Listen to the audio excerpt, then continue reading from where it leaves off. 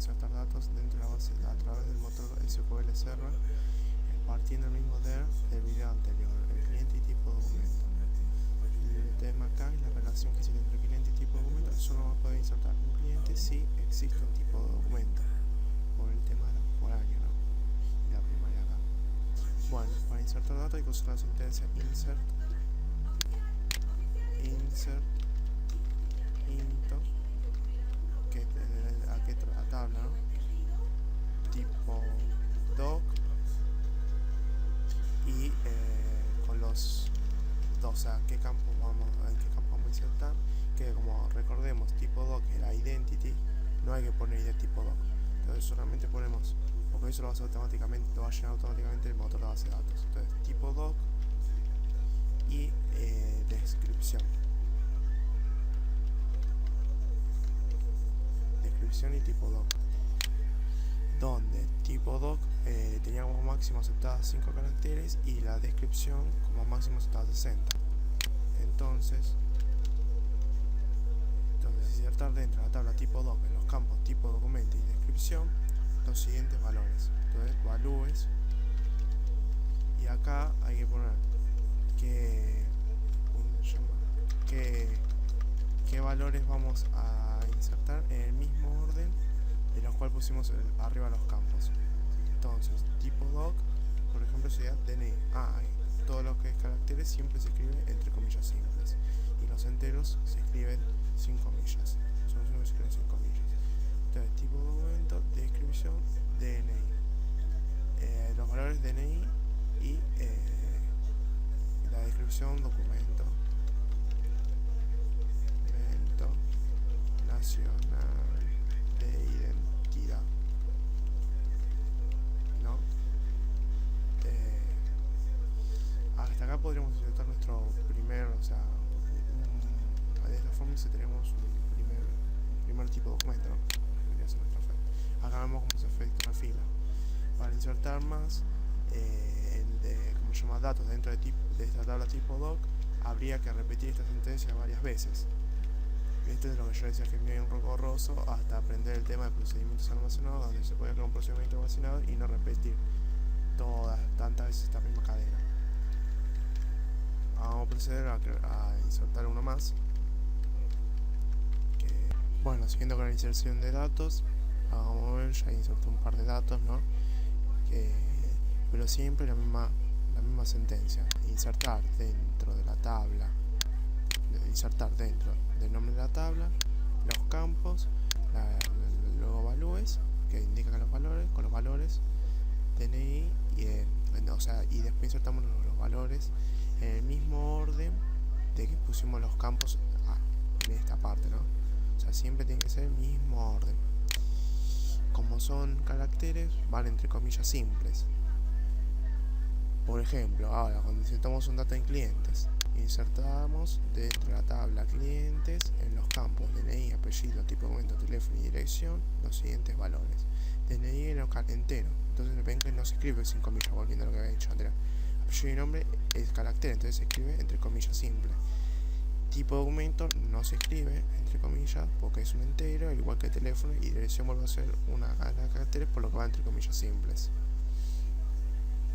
Una vez más les recuerdo que arriba no tuvimos que poner id de tipo doc como estaba en nuestra tabla. No tuvimos que poner id de tipo doc.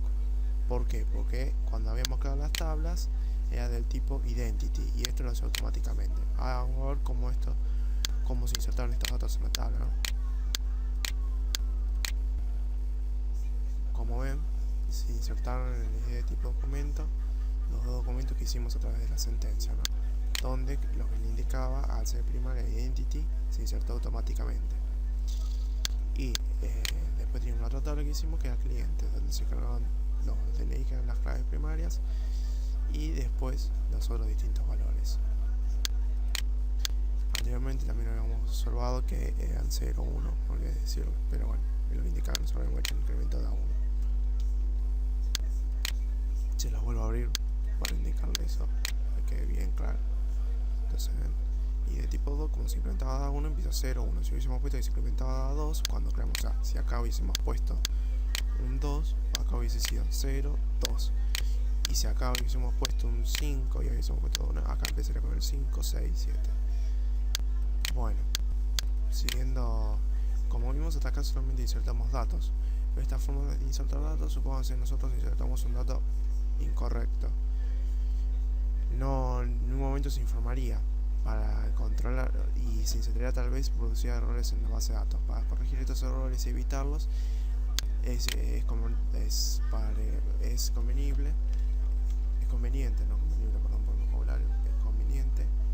emplear las siguientes sentencias: begin tree,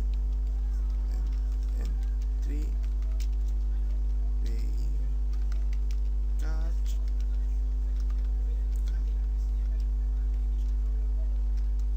y end catch. Y la otra sentencia es begin tram con commit y roll back.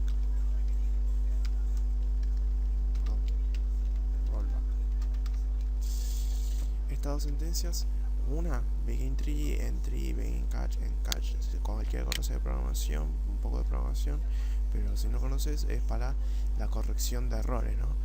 No es para la corrección de errores. Cuando nosotros supongamos que tenemos un segmento de código entre el tree y otro entre el catch. Entre el tree se va a poner el código que nosotros podemos suponer que puede ocurrir un error y no queremos que se rompa todo el programa o toda la consulta. Entonces ponemos el segmento de código crítico entre los tree. En el caso de que se encuentre un error, se terminaría el tree y entraría el catch, donde solamente en el catch se va a poner el segmento de código que se ejecute en el caso de que ocurra algún error.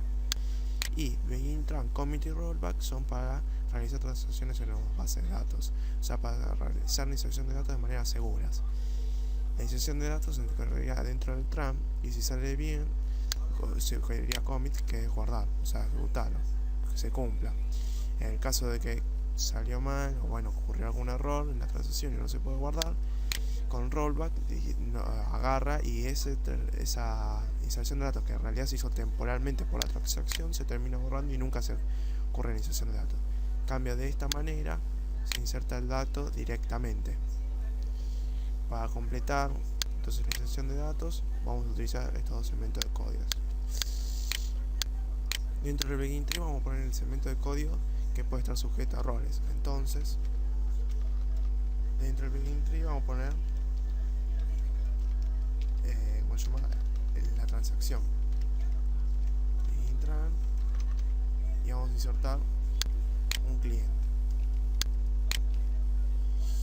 que se va a llamar Pérez, un nombre cualquiera, Fuentes, Sol, con un número de DNI distinto, porque vamos a buscar la primary, un número cualquiera de teléfono y bueno, la misma dirección. Como está dentro del try, si la transacción sale correcta, que se termina de ejecutar, entonces acá iría commit, esa es una traducción de inglés, ejecútalo, hazlo. Termina el tree, el segmento del tree y comienza el catch, que es si ocurre un error. Si ocurre un error, hacemos que termine la transacción, o sea, pero correctamente, eliminando el error, ¿no? Eliminando la inserción de datos temporal que se hizo en el motor. Y acá podríamos imprimir un mensaje informando por qué se ocurrió una transacción. Entonces pondríamos error en la inserción de datos, entre comillas simple porque esto sigue siendo caracteres, y le agregamos la cadena. Hay una forma en el motor de base de datos de pedirle el mensaje de error. Para eso es, creo que era, si no recuerdo mal, es error mensaje. Esta es una variable de la que vamos a obtener, vendría a ser una función de motor de base de datos para obtener el error de mensaje, o sea, buscar en la consola aparecería cuál sería el error. Concatenado con la lista cadena que pusimos nosotros, error en la inserción de datos. Algo que me olvidé de comentarles. El begin y el end indican el final, ¿no? De lo que vendría a ser el código, son como las llaves. Nosotros en programación usamos, por ejemplo, el tree de la siguiente manera. acá las llaves son reemplazadas por un begin y un end. Simplemente. La único que no usa el end es para las transacciones, porque son begin tran, comenzar transacción, si salió bien, commit, y si no, rollback. Entonces, una vez más, iniciar el trío, o sea, iniciar el segmento, o sea, se va a iniciar un segmento de código crítico que puede ocurrir un error. Agarra y iniciar una transacción donde se va a insertar los datos en la tabla cliente con el nombre DNI, apellido y nombre, tipo de documento, teléfono y dirección, con los valores, los siguientes valores. Y si ocurre bien la transacción sin un error, guardar la transacción, o sea, la transacción que se hizo, ese guardado de datos temporales que se está haciendo, que no ocurre ningún error, guardarlo definitivamente en la base de datos. En el caso de que haya ocurrido un error, se termina el try en la transacción o en algún momento del código, termina el try y salta el catch, donde se imprime la cadena error iniciación de datos más el mensaje que ocasiona el error informativo del motor, y termina la transacción borrando esa inserción de datos temporal que se hizo y termina el segmento de catch. Hagamos lo mismo, lo ejecutamos una vez, pero si esto volviésemos a ejecutar, al tener el mismo número para la PK debería darnos una vez más. Ahí está, donde lo había ejecutado. Entonces, como se volvió a ejecutar y no hay un mismo número en la PK, sale error de iniciación de datos, infracción, como les dije, en la restricción primary key, PK DNI. No se puede insertar una clave duplicada en objetos del cliente, justamente lo que esperábamos. Bueno, de esta manera hacemos la inserción de datos en lo que es el motor de base de datos SQL Server.